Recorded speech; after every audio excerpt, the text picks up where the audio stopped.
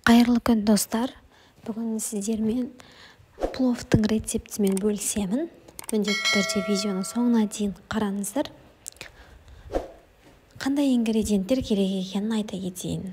Ең бірінші біз күрішімізді, яғни бастамас бұрын күрішті жақсылап, тазалап, жуып аламыз. Оның су температурасы маңызды емес, кез келген сумен жуа берсеңіздер болады.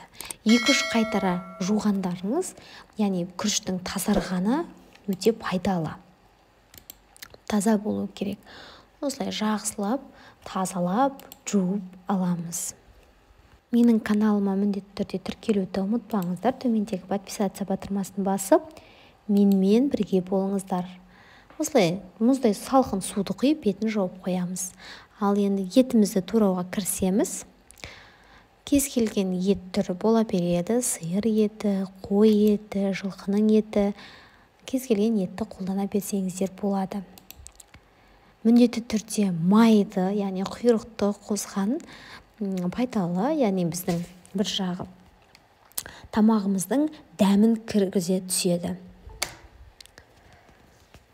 Мені үнемі бақылап, менің каналымда қалай болып жатқан, қандай тағамдардың шығып жатқанын білгілеріңіз келсе, төмендегі қоңыраушаны басып, менімен үнемі бірге болып, менің жаңалықтарымды ең бірінші болып сіз көріңіз. Мен құйрықты да турадым. Бұл жерде құйрықта бар. Ең бірінші біз майды құямыз, яғни сұйық майды құйып, осы құйрықты жақсылап қызарғанша қуырып алыңыздар. Бұл біздің тамағымыздың дәмін кіргізе түседі. Құйрықты қалауларыңызша үлкен қылып турауға, кіші қылып турауға болады.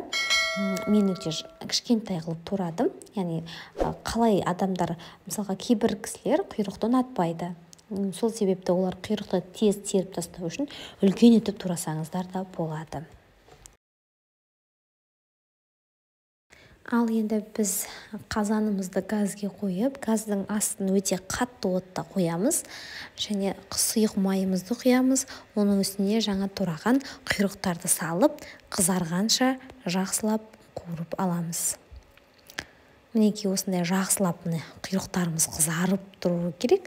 Одан кейін үстіне біздің тураған еттерімізді салып, оны да жақсылап қызарғанша қуырамыз. Етіміз қуырылып жатқанда біз сәбізімізді, пиязымызды дайындап қоямыз. Ең бірінші сәбіздерімізді жақсылап ұзынша етіп тураймыз. Сәбіздің мөлшері көп болған сайын біздің тамағымыздың дәмі де кіре түседі. Сәбіздерді ұзынша етіп, мен қазір 5-6 адамға жасап жатырмын. Яғни мен 3 сәбіз қостым. Міне осылай ұзынша етіп, жақсылап турап аламыз.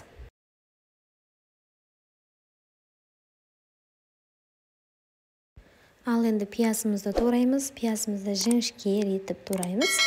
Мен 1-2 пиязды қостым. Яғни екеуін де жақсылап, бірінші пиязды да, сәбізді де жақсылап турап аламыз. Осы турап болған көкөністерімізді біз қуырылып жатқан етіміздің үстінен салып, оларды жақсылап қуырамыз.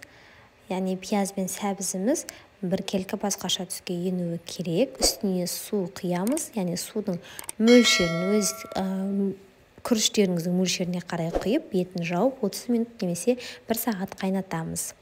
Енді біз күрішімізді қараймыз. Міне күрішіміз біздің осылай ісінуі керек. Одан кейін осы қайнап жатқан біздің сорпамыздың үстіне күріштерімізді салып шығамыз.